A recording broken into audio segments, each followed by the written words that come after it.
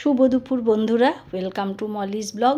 এসে গেছি আবারও একটা নতুন রেসিপি নিয়ে, চিংড়ি মাছের মুঠা। আমি এখানে নিয়েছি হাফ কিলো ছোট চিংড়ি, সেটাকে মিক্সিতে আগে পেস্ট করে নিলাম। খুব বড় চিংড়ির দরকার নেই, একেবারে মাঝারি একটা হলেই হলো।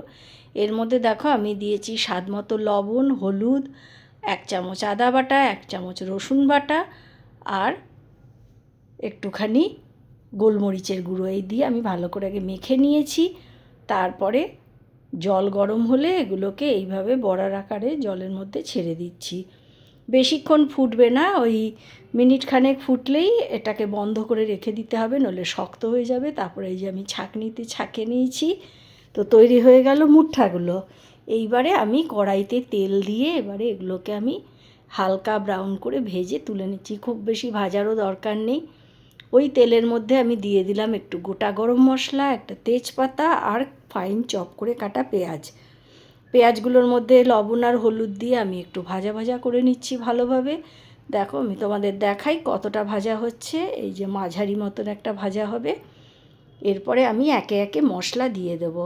1 চামচ জিরে গুঁড়ো, 1 চামচ ধনে গুঁড়ো, 1 চামচ কাশ্মীরি লঙ্কার গুঁড়ো আর 2 চামচ আদা বাটা। এই দিয়ে আমি মশলাটা ভালোভাবে কষিয়ে নেব। এই যে এবার আমি ভালো করে মশলাটা কষিয়ে নেব।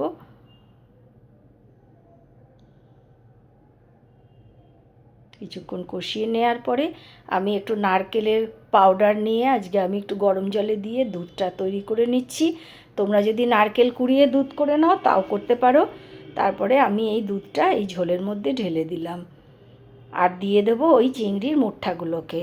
তারপরে কিছুক্ষণ ঢাকা দিয়ে একটু ফুটতে দেবো। তো তোমরা কারা কারা আমার মতো এইভাবে বানাও আমাকে অবশ্যই জানিও। আর এরকমভাবে বানিয়ে যদি খাও তো খেয়ে তোমাদের কেমন লাগলো সেটাও অবশ্যই জানিও। তা আমার মতো কারা কারা এরকম চিংড়ি মাছের মুঠটা ভালোবাসো আমাকে সেটা জানিও। দেখো মিনিট 2 হয়ে গেছে, ফুটে গেছে। মোটামুটি একটা মাঝারি গ্রেভি হবে সেটা বুঝে আমি গ্যাস বন্ধ করে দিয়েছি। দিয়ে দিয়েছি একটু চেরা কাঁচা লঙ্কা আর 2 মিনিট স্ট্যান্ডিং টাইমে রাখার পরে এটা কীরকম দেখতে হয়েছে দেখো, আমি দেখাচ্ছি তোমাদের। এই যে তো তৈরি হয়ে গেল আমার চিংড়ি মাছের মুঠা। আজকের মতন আমি ভিডিওটা এখানেই শেষ করছি। সবাই খুব ভালো থেকো।